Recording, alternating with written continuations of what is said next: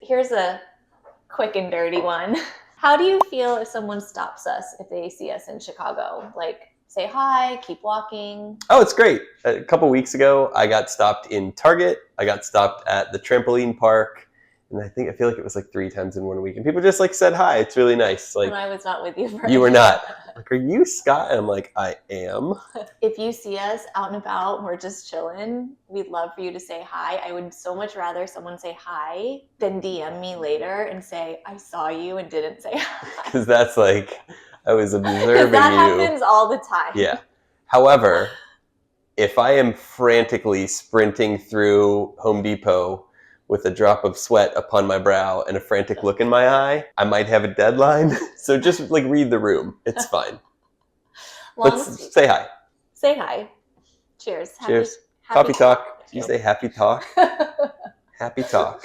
Cheers. Cheers to coffee talk number 3. Okay, are you ready? As ready as I will get. We got lots of questions around properties, investing in properties, knowing when to invest, knowing when to sell. What are we looking for? Sure. Can you keep up with that? No. Start over. How do we afford multiple properties?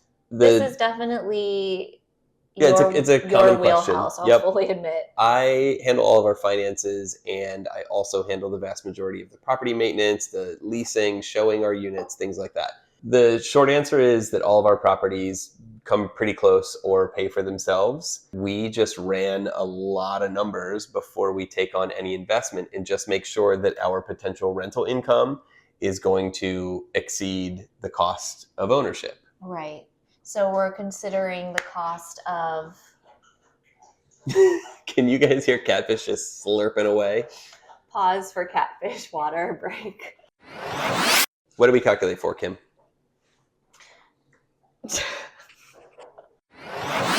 So in a nutshell, when we go to look for a property, we're considering the cost versus what are we thinking we would charge for rent? Yep.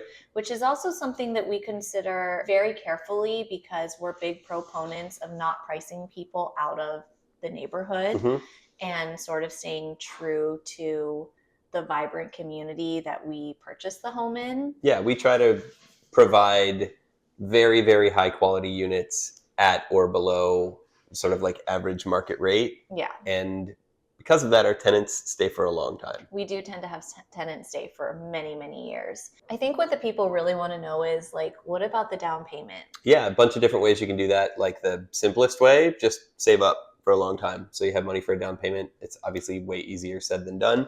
There are a couple other options, potentially like a home equity line of credit where you are leveraging the value of maybe your primary home to buy a secondary home. There are tons and tons of loan options, low down payments, depending on the area that you're purchasing in. I'm not a loan advisor. I don't pretend to be one, but there are probably a lot more options than you might think that are different than coming up with, 10 or 20% in cash. Here's something that I think is important to touch on. I'm peeking. Go ahead. How do we know what to invest in? What are we looking for in a property? Oh, the sweet spot?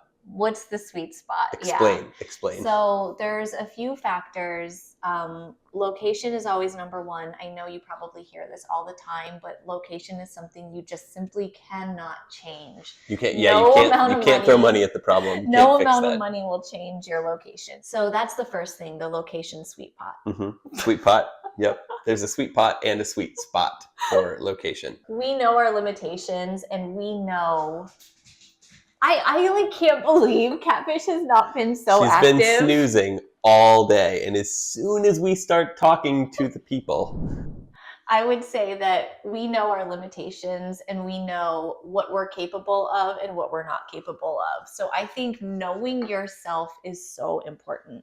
So for us, that sweet spot, the conditioned sweet spot, is about a house that is not a tear down, but is, let's say, very outdated or in need of renovation. Somewhere like a full gut, like the 2-flat, or like a few steps shy of a full gut. I was going to say for us, we are comfortable going down to the studs. Yep. So a cosmetic fixer is great for a lot of people. We're talking, wallpaper removal, paint, finishes. New cabinets, new bathrooms, things like that. But for us, we're okay to peel it all back down Yep. to the studs because we have teams that we work with that can get us to where we know a house can reach its maximum potential. Yeah, and we've done this a lot of times, and it is really, really scary the first time or two. And then you get used to it, and you're like, oh, this is what the inside of walls look like. Okay, Achieving ready? coziness. Continue. You sound like a guinea pig. That's pretty good. How do you find the best business to help you with your project? For example, tiling, painting, wallpapering. We tend to be the people that everybody asks about that because we do this type of work so much.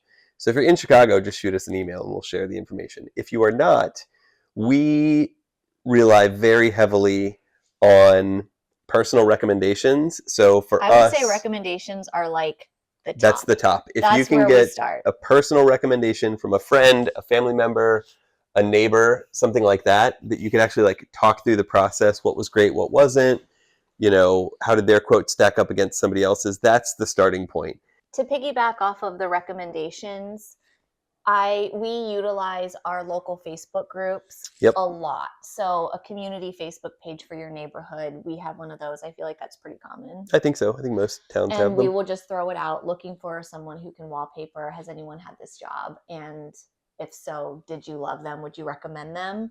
That's like second tier recommendation. Yeah, and if you can see the person's work in the flesh, like if you have a family member, a neighbor that's willing to let you come and see that project and how it got executed, that's the best. And then final option, which is the one where you're going to spin your wheels the most, is just doing internet research, and that is fruitless and complicated and lots and lots of dead ends and people that don't call you back. Okay, well, let's try to be helpful. I think the first couple recommendations were the really helpful ones, and beyond that is going to be hard, y'all. If you find yourself in that situation where you are having to do your own research, whether you're looking on Yelp, checking out Google reviews, whatever, my recommendation would be to stop at 3 quotes. I would recommend getting at least 2 to 3 and understanding that the cheapest is not always best. Cheapest may come with a price, and that price is usually sacrificing quality. Yeah, or time or trustworthiness or something Trustworthiness, responsiveness. I respect that you moved away from sharing your little, but do we feel comfortable with any updates on her current phase or her parenting? You mean our parenting of her? Not her parenting. She is actually a parent. We'll show you. Lucy is 7. She's in 1st grade. She is incredibly hilarious, incredibly creative, has a huge personality, and she also loves with her whole heart. So when she's into something, she is all in. She gives it her all. And it's one of my favorite things about her is just her drive. Her zest for life. Her zest for life. Of course, this makes parenting tricky sometimes because she has big opinions and really big feelings. And sometimes doesn't know how to turn it off. There's not a lot of modulation sometimes. But again, that's it's a blessing and a curse. She's such a bubba, though. I don't think most people know what that means. It for means someone to be a bubba. She's sweet and cuddly and just smunchy, and people don't know what that means either. You're just making up words. She's like a cupcake. You just want to savor it and enjoy it and soak up all the sweetness.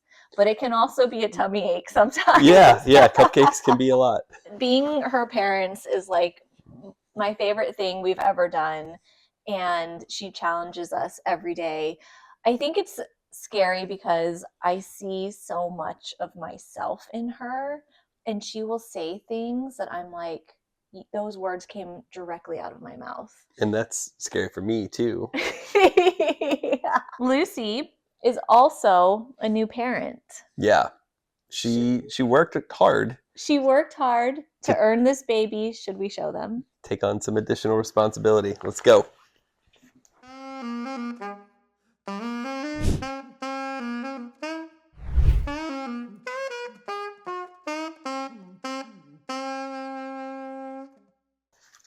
We found this on the table this morning. Lucy's new bearded dragon is named David Bowie.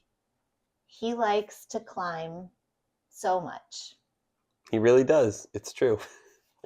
This is David Bowie. He's a red, hypomelanistic, leatherback, bearded dragon. Wow, okay. Yeah. So he got his name because Lucy is currently in a David Bowie obsession, which aren't we all? Forever. Forever. And she recently discovered the movie Labyrinth and has been obsessed with David Bowie ever since, has a huge crush on him. So when it came time to name this little angel, David Bowie, we all got excited about that name. Yeah. You might be asking how we ended up with a pet bearded dragon.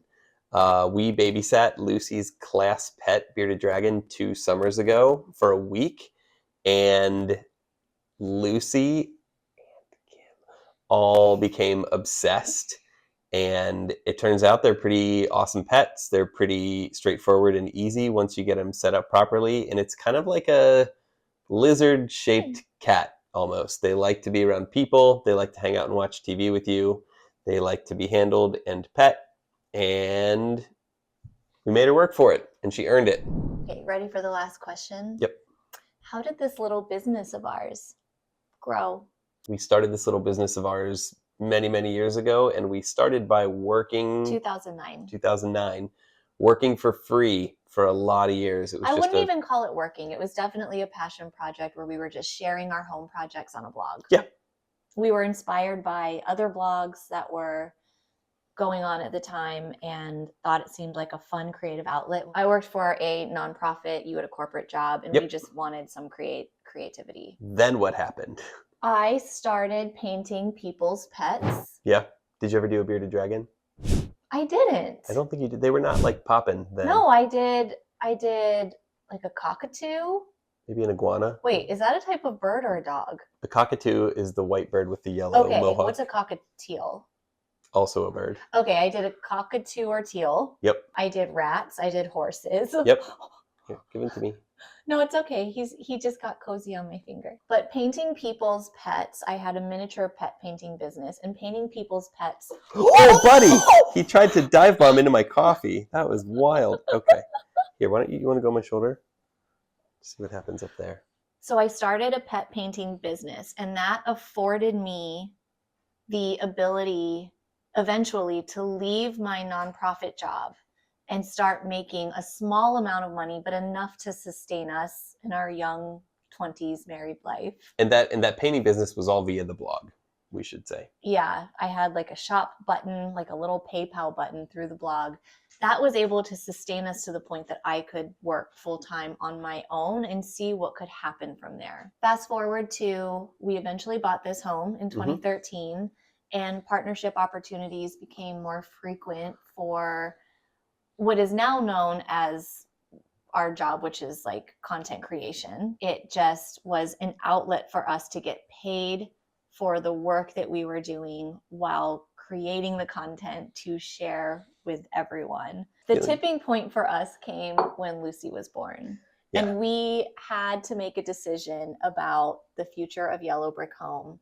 To that point, I was able to make enough income that it was a full, legitimate job, more than I could make at a nonprofit, more than I had made at any other job. And eventually, more than I was making at my corporate job. So we were at a crossroads, and that was when we made the decision. Lucy is born. We have 2 choices. We can either continue to work our butts off nights and weekends, which is what we had been doing for a decade at that point, and try to keep Yellow Brick Home alive while Scott works at his corporate job, or I quit that. Or I quit. Yeah. One of us had to quit a job in order to be able to balance family life with work life. Right. And after some conversations with friends of ours that are in the same field and sort of getting that boost from them and the encouragement we needed from them, we decided to go all in on Yellow Brick Home and never looked back. Thank you for joining us. Thanks for meeting David Bowie. You may or may not see a lot more of him around. I think we're going to be seeing a lot more of him. Yep. Cheers. Probably shouldn't drink this. I think there was a lizard in it.